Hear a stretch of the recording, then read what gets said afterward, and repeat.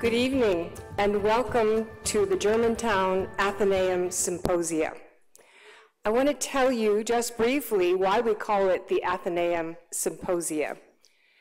It comes from the word Athens, which of course, as you know, is the capital of Greece, and it comes from the goddess Athena, who is the goddess of wisdom. And at each of our presentations and events, we hope that we will gain a great deal of wisdom. And I know with Frank Islam tonight that we will gain that wisdom. The word symposia, which is the second word in the title, is the name for an intellectual discussion. And following Mr. Islam's talk, we will have an intellectual discussion, and you will be afforded the opportunity to ask questions. And so I wanted to say welcome, and thank you for coming, and thank you for engaging in our intellectual discourse. And I would like to welcome our esteemed and marvelous and wonderful President of Montgomery College, Dr. Pollard, to introduce our guest speaker, Mr. Islam.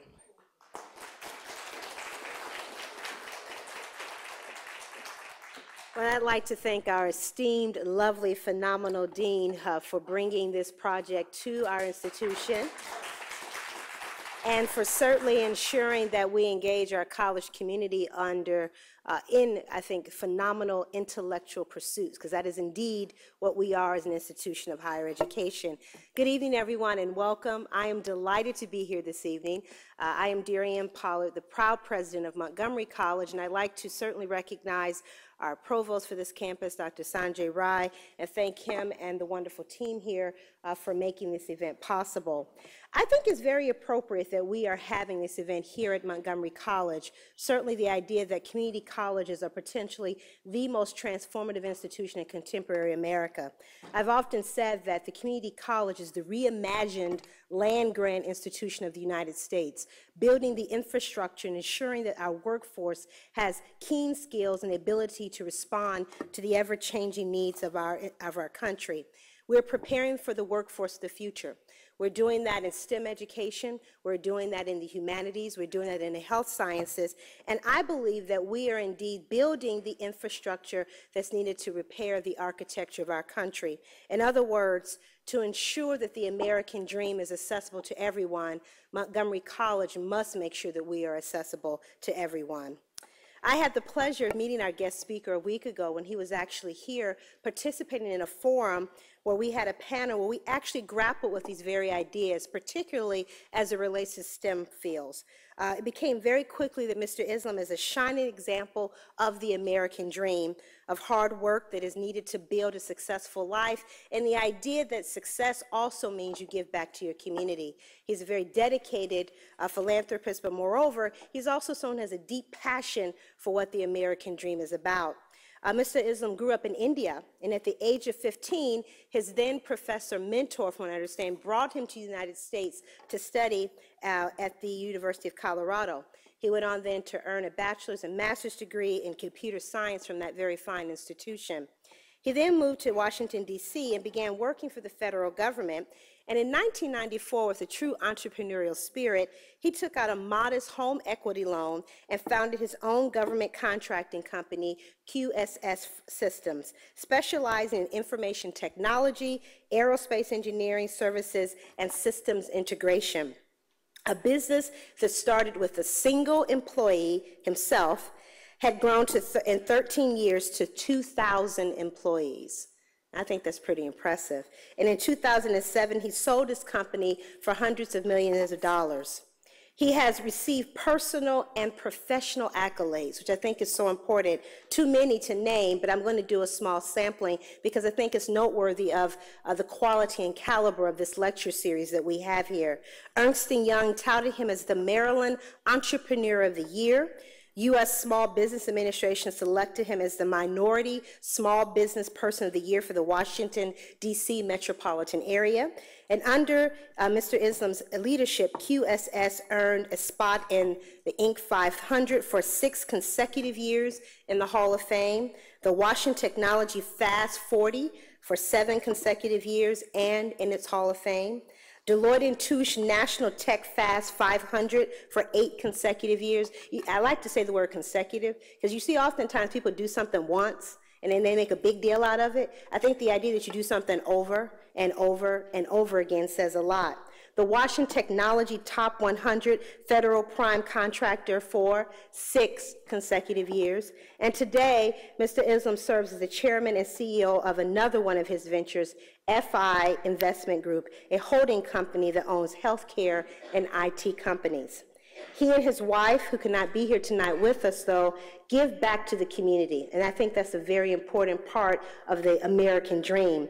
They are generous supporters of organizations such as the Brookings Institute, the Woodrow Wilson Center for American Peace, and the University of Colorado at Boulder. He currently serves as the member of the International Advisory Council of the U.S. Institute of Peace, the Democratic and National Committee National Advisory Board, the Advisory Committee of the Export-Import Bank of the United States, and the Department of Commerce Industry Trade Advisory Council. He also serves as an advisory board member of the University of Maryland's Robert H. Smith School of Business, and most recently as a board member of the Strathmore. In his spare time, if he has any, he is a contributor to several publications, including the Huffington Post, India Express, Economic Times, and India Abroad. And finally, which I think is a very compelling, the reason that he is here tonight, he recently co-authored a book entitled Renewing the American Dream, A Citizen's Guide for Restoring America's Competitive Advantage. He just gave me my own personal autographed copy, which I'm very excited about to start reading. To discuss his findings and how they relate to our college mission, please join me in welcoming Mr. Islam. Thank you very much. I should have Dr. Pollard everywhere for my introduction. You guys ready? I'm going to give you all kinds of numbers today. You're going to digest some of them you probably forget about it, but don't worry about it. It's on my webpage, my speeches. It's www.frankislam.com. So you don't have to make all the notes. You can get it from my webpage. Ladies and gentlemen, thank you, Dr. Pollard, for your kind introduction, and thank you for your leadership. You're indeed a constant source of inspiration to all of us. You're leading this college respectfully, thoughtfully, and responsibly. All of us should stand shoulder to shoulder with Dr. Pollard for her vision, for her values, for her passion, and for her commitment. I'd like to also take this opportunity to thank all of you for coming, and thank you for your hospitality. I appreciate your warm welcome. I've always held Montgomery College in high esteem. All of you should be thankful for the opportunity to attend and graduate from this outstanding institution. Before I begin my speech, I'd like to take this opportunity to thank Dr. Rai Sanjay, who happens to share with me my history and my heritage, and a wonderful meal that he's provided me this evening. And Elena, who has been more than generous and kinder to me. I've known her for many years, and she's the best and the brightest of all. And the dean, Joan Knock, who I met, I believe about a week ago. She's a wonderful. And you know what? I'm the last one in this series, so be kind to me. And I'll do my best. But anyway, thank you very much for inviting me today to speak to you on the global economy, which is a favorite topic of mine, and my book, Renewing the American Dream and Restoring Our Competitive Advantage. This book is available on Amazon. I hope you buy one. If you don't, send me an email through my webpage. I'll be more than happy to send you a copy. It's only about $10. It's not very expensive. So I wrote this book as a citizen who has realized the American dream, who's deeply concerned about the future of America and the American dream. I'm here today to tell you what I think needs to be done about it. As I'm sure most of you know, that the American economy is in recovery mode since the mid-2009. That is the good news. The bad news is that the economic recovery by itself would not be enough. That is because what we need to succeed in the future to build America is the renewal, not just recovery. To renew America, we need to have a competitive advantage. So let me address this issue by sharing some numbers, reviewing where the United States stands in the global economy, and outlining some steps that should be taken to address our situation.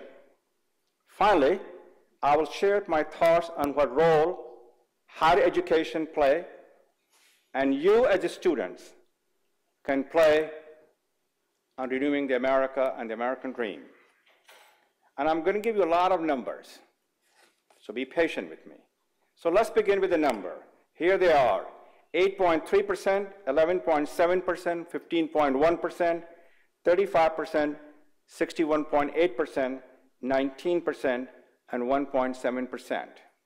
These numbers take a special meaning when you put them into context.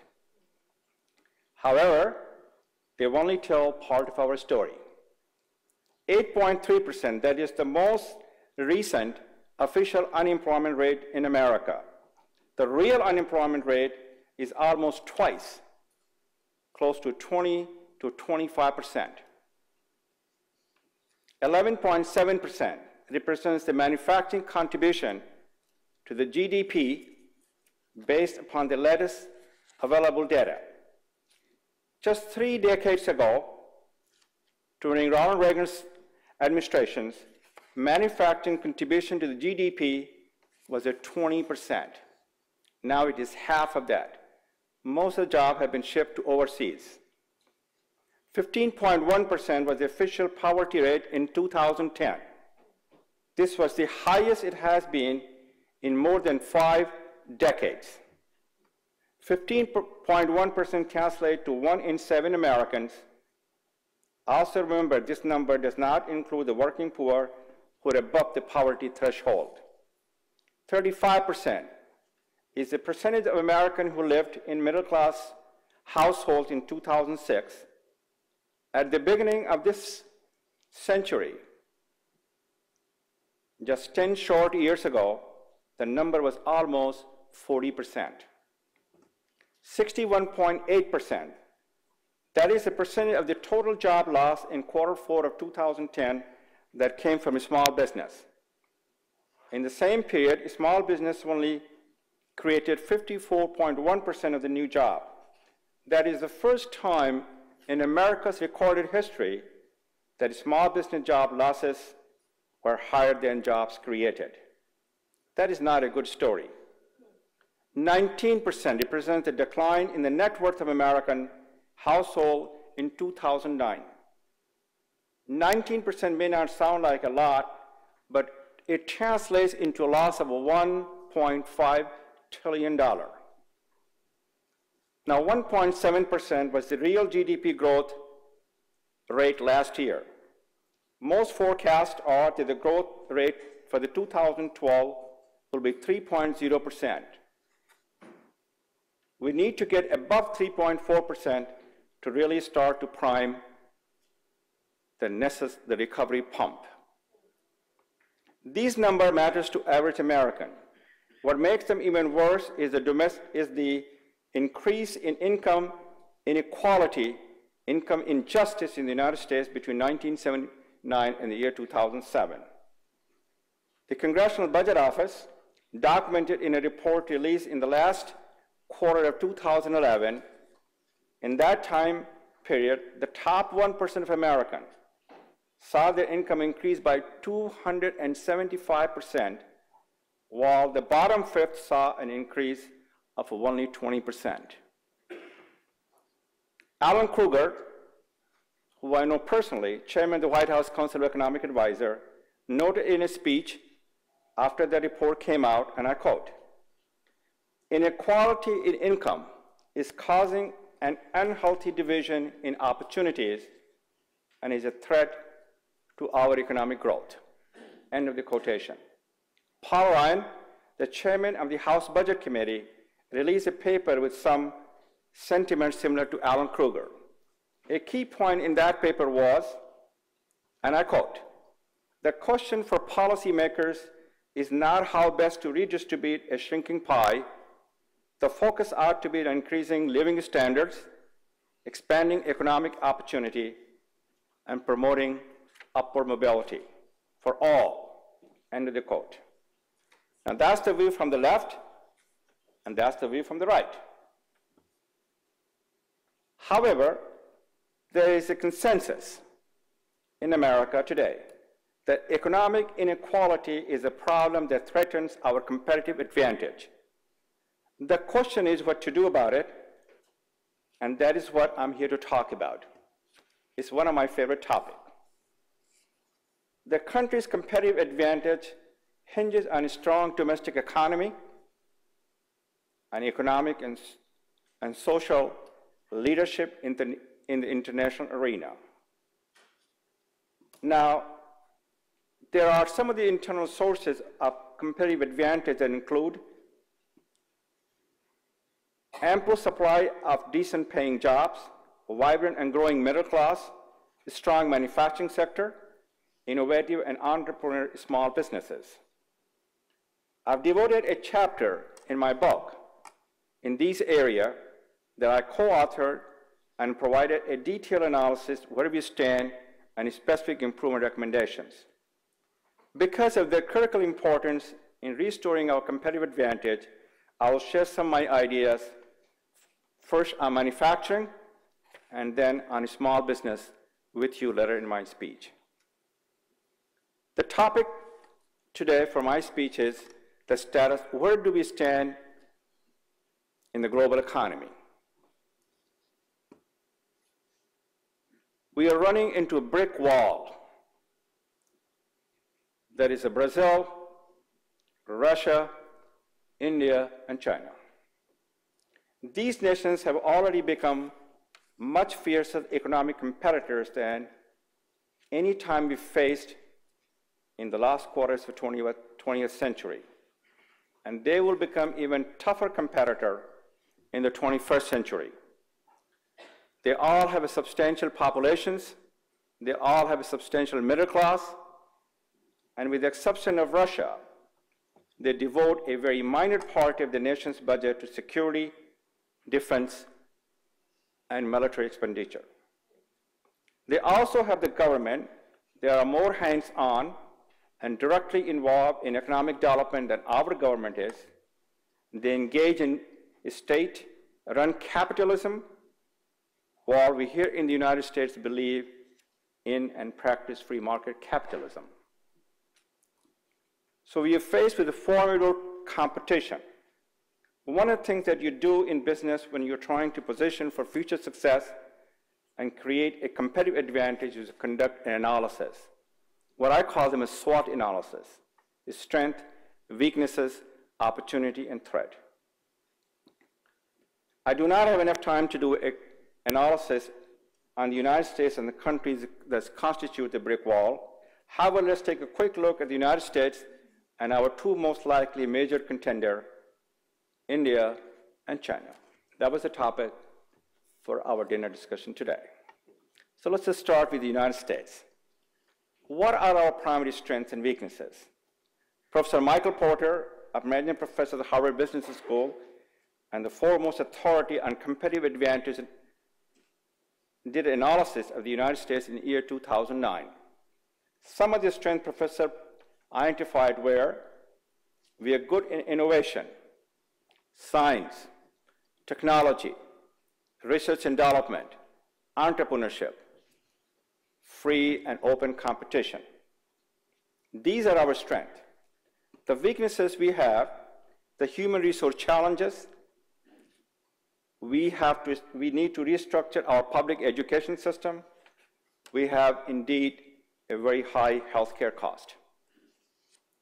Based upon the analysis, we also made some recommendations in our book, and some of the strengths we identified were we are good as a small business, our American democracy, our higher educational system, and our citizens' initiatives. Some of the other weaknesses we identified were as follows. We have deferred maintenance of our infrastructure, which is about $1 trillion, are quickly beginning to look like a third world country in this area. Our declining capacity to manufacture goods here, for a variety of reasons, we invent it here and ship it there to be made in overseas. Over the past year, we have begun to correct this problem, and the President Obama has talked about insourcing. But we have a long way to go. And the next thing, our dysfunctional Congress. That's understatement. Our Congress is deeply divided, deeply dysfunctional, and deeply partisan politics. They're there to advance their own agenda or the agenda of the special interest group. They should be there to advance the America's cause, America's interest, America's mission, America's vision, and America's values. And we have an election coming. I'm here to tell you, no matter who gets elected, Democrat or Republican, until we change the rule of the game, it won't matter much who sits on those seats. Dr. Pollard agrees with me. So let's talk about India, where I came from, as a competitor. I just came back about 2 weeks ago from India. Let's do some analysis about India, because they're going to be the real competitor for us very soon. India is a country of 1 billion people and 200 million middle class. India has had extremely positive GDP growth of between 6 to 8% for the past 3 years, with GDP in 2011 estimated to be 7.8%, while our GDP growth grew only about 3.0% last year. India is vibrant, is the world's largest democracy. Their strength includes in capabilities in math and science, innovation, and business sophistication. Its weakness includes deficiencies in its infrastructure, which is crumbling, healthcare, deeply corrupted society, and extreme pockets of poverty, and a lot of income inequality and injustice, as depicted in the Academy Award-winning movie Slumdog Millionaires. You probably have seen it. So let's talk about China as a competitor. China is a country of 1.3 billion people. China has been hitting it out of the park in forms of GDP growth over the past 3 years, with GDP growth even higher than India's. Its GDP growth in 2011 was 9.2%. That's 3 times more than ours. A fact worth noting is that China is already creating an incredible wealth. As reported by Forbes magazine in the year 2011, there were already 146, get this, Chinese billionaires and thousands of millionaires. But China's strength includes its public investment in infrastructure and its international investment, such as buying US Treasury bonds so we can invade another country. We borrowed the money from China, Australian iron ore, and African farmland. They're all over in Africa. Its weakness includes its undereducated, underdeveloped, rural areas, and a lack of innovation. So that's where we stand. So that is the tale of the tape of the United States of America. India, and China. The comparative analysis clearly demonstrates that we are in a real battle, and then if we want to remain preeminent, we are going to have up our game and get better. We cannot accomplish that just by reducing the budget, deficit, or debt, or scaling back government, or pointing fingers, or placing blame on others. We need to get all hands on board, develop a common vision, and create a winning game plan, and then prepare it and execute to perfection. So let me make some recommendations for accomplishing things as we look at the United States as an enterprise. I call them Enterprise USA. That should become the citizens' business. We need to ensure that we do not just cut cost, but that we also build capacity and a competence. We also need to be sure the country not only grows GDP, but that it also builds economic, individual well-being. If this does not happen, we will continue down this slippery slope to becoming a country of few haves, many have-nots, and many, many, many more than have a lot less. But it should be a shared venture among the government, business, and nonprofit organization, and us as a citizen of this beloved country. To make this reality, let me recommend the following thing. We should establish a national global competition commission. In my opinion, that commission is far more important for the future of America and the American dream than the National Commission for Fiscal Responsibility and Reform was. America needs a plan, and we need it now. This commission should draft a 21st century competitive advantage plan for the United States to drive that turnaround and transformation of the United States.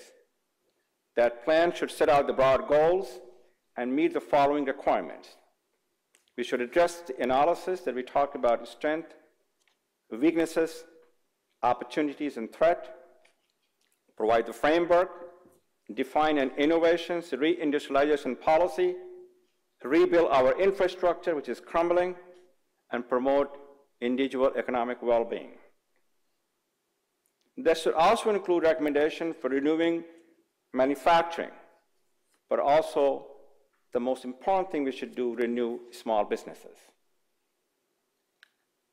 Manufacturing is very near and dear to me. I have written many, many papers and brought it to the White House and to the Congress. America was built on manufacturing. It is still a major contributor to our economy. Manufacturing is an economic engine and a job machine. Consider this: the United States is the world's mightiest manufacturing economy, producing 21% of all goods made globally. Japan produces only 13%, and China 12%. For every dollar U.S. manufacturers spend directly, they foster another $1.40 in economic activity. Exports of goods account for 3/5 of all U.S. sales abroad. Manufacturing still employs more than 11 million workers in the United States and still accounts for more than 11% of GDP. Manufacturing workers have higher pay and more generous benefits, about 20% higher than those in non-manufacturing jobs. The manufacturing accounts for the country's research and development investment, which stimulates future growth and economic development. Manufacturing enables the maintenance of a strong national security and balanced trading relationship. Manufacturing of the United States has recovered significantly since the economic collapse of the 2008. That's the good news. The bad news is the industry rebound has not translated into significant reinvestment, job creations, or economic stimulus here in the United States yet. American manufacturing has lost more than 1 million jobs and over 30% of its total workforce from the year 2000 to 2009. Many, many towns in the United States, in East Coast and West Coast, have become a ghost town because job has been shifted to overseas, to other parts of the world. We must have a comprehensive plan to put manufacturing front and center again in our economy. And we have made many, many recommendations in our book about manufacturing. And they include implement a targeted job tax credits for new high-value jobs created by a manufacturing company. The President Obama talked about insourcing. I call them reshoring. Create a reshoring tax incentive for United States companies with high-value jobs to bring those jobs back to the United States that we lost in many, many decades. We must create a balanced set of incentives working in collaboration with the states and the local government to bring high-tech and advanced manufacturing companies from around the world to make the United States the location of a choice. We must make the R&D tax credit permanent and consider increasing it by tying it to the jobs created and provide additional credit for producing goods here in the United States. My favorite one, United States company has a $1.5 trillion of profit stashed in the overseas bank. They must bring those dollars back here in the United States. However, the way our corporate taxes are, they have to pay taxes. And my suggestion to the Congress, and there's probably a bill in the Congress, that we must allow the repatriation of the profit made overseas, but that must be tied with how many jobs you can create with those dollars. I do not want those dollars to go back to the stakeholders and buybacks of the stocks. And that's exactly what happened last time. So let's talk about a small business. I'm an entrepreneur, and as Dr. Powell said, I've created 2,000 jobs. I sold my company for several $100 million. The entrepreneurs see an opportunity, but others see only challenge. Entrepreneurs played a pivotal role in creating jobs. If you are going to renew the American dream, we're going to need to think small to win big. A small business constitutes 99% of the total business in the United States and account for more than 50% of the nation's GDP. A small business job created plummeted by 23% between 2007 and 2011. Why? In the large part, that is because they're having difficulty in getting access to the capital to expand operations, to hire the new employees. They're the engine that drives our economy. We should once again become a hotbed for a small business in America. The administration and the Congress understand the importance of a small business. In September of 2010, President Obama signed the bill, which we call a Small Business Job Act of 2010. Just last week, he signed Jobs Act that stands for Jump Start.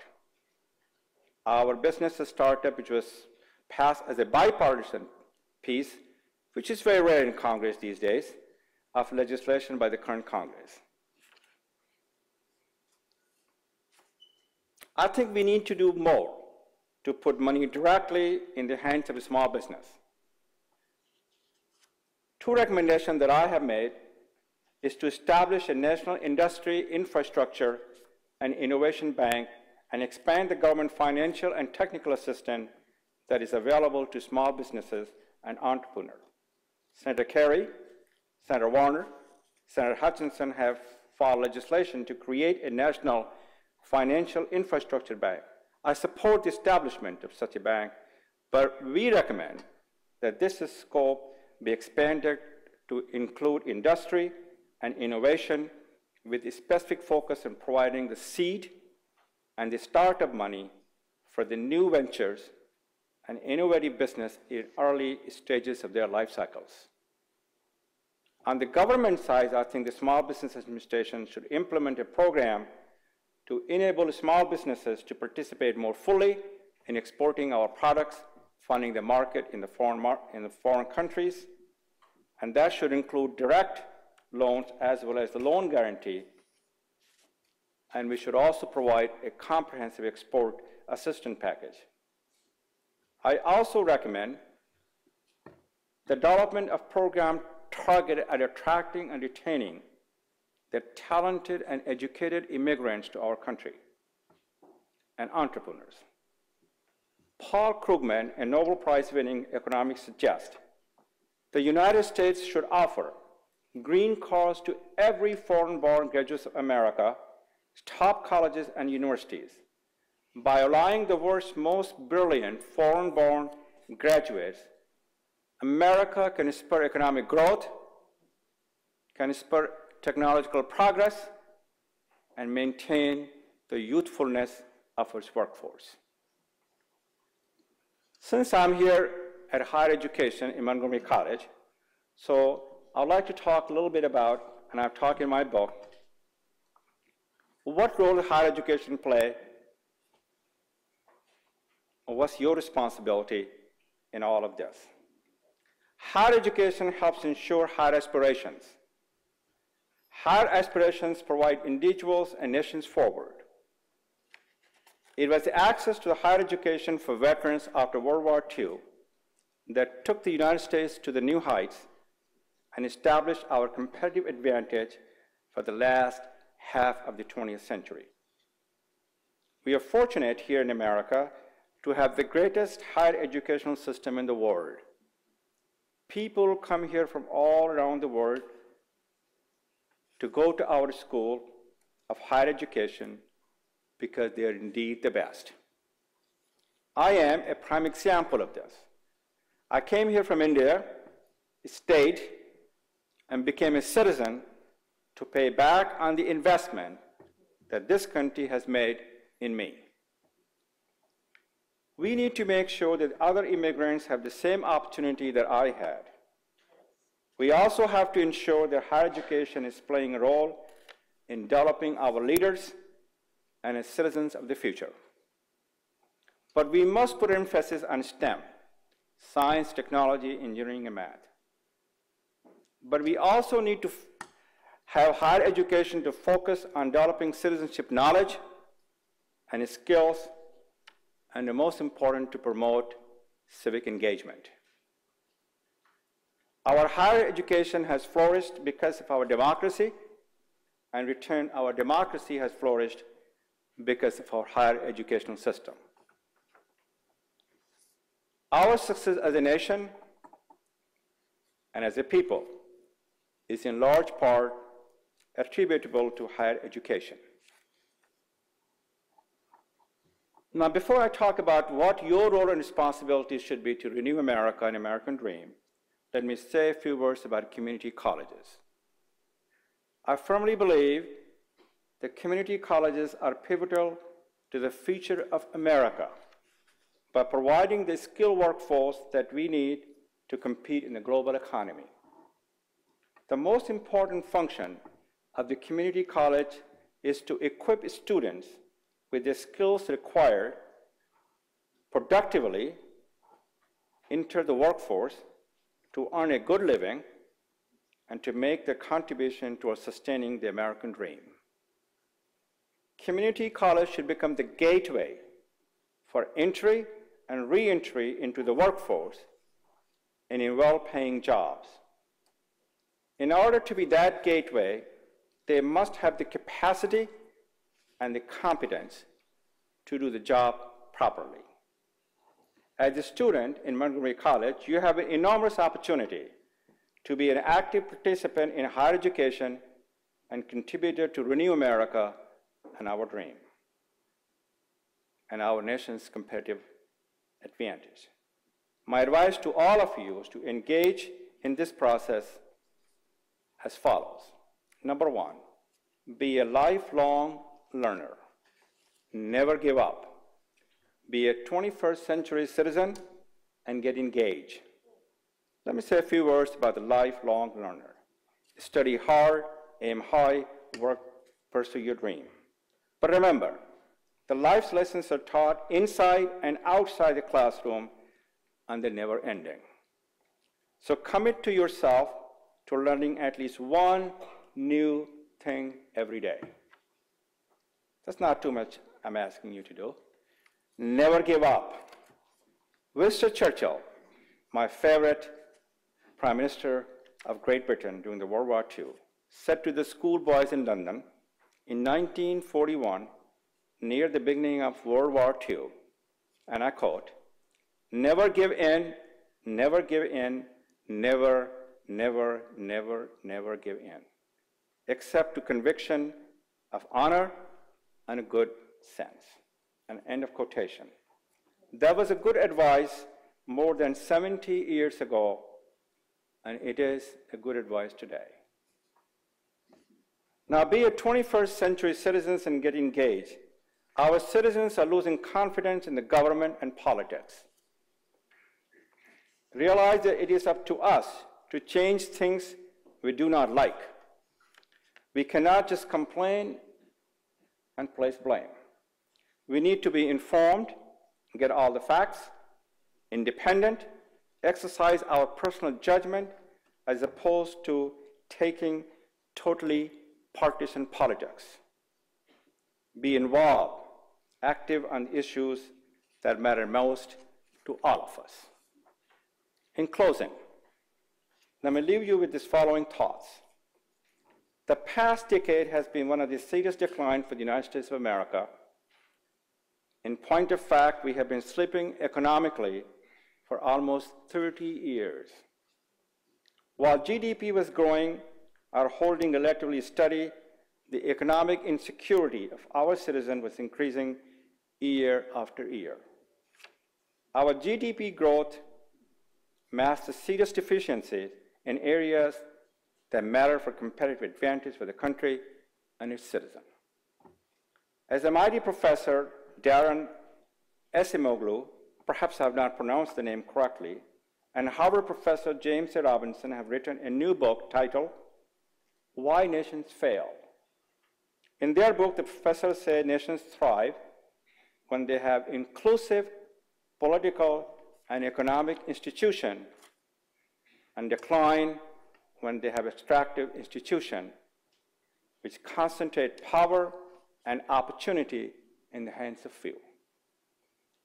In an interview with Thomas Friedman of the New York Times, Professor Acemoglu said about the United States today, and I quote, "The real problem is that economic inequality, when it becomes this large, translates into political inequality.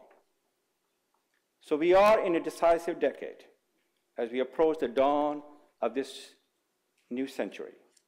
The decision we make today, the action we take will determine the future of America and the American dream. The future is promised to no one. We're looking for you to have the opportunity, not to guarantee. That is why we need to look forward, not backward. It is why we need renewal rather than recovery. It is absolutely why we need to create a competitive advantage.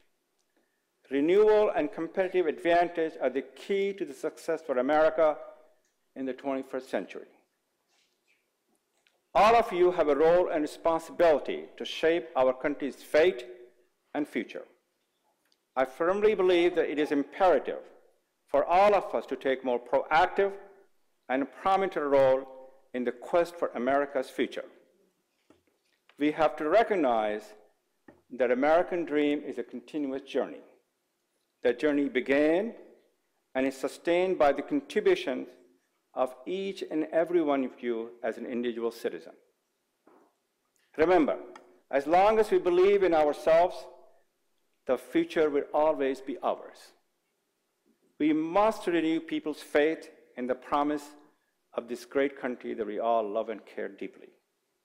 I agree with President Obama when he made this statement, and I quote, "We must out-innovate, out-educate, and out-build the rest of the world to win the future." The president also said, and I quote, "It is a future that is ours to decide, ours to define, and ours to win." End of quotation. I firmly believe no hope has been too large, no dream has been too far out of reach in America. And for America, anything and everything is possible. All of us will do well to remember that when we work together, when we learn from one another, when we listen to each other, when we set aside our differences to work for shared goals. And I also believe firmly that the American dream is still possible for those who have a drive, desire, and discipline. Americans are strong, vibrant, responsible, and resilient. We are a country of dreamers and doers. Therefore, I'm confident that if all of us work together to build America for the next generation, I can say that America's best days will be ahead of us, not behind us. And thank you for the opportunity to share my ideas, and God bless you.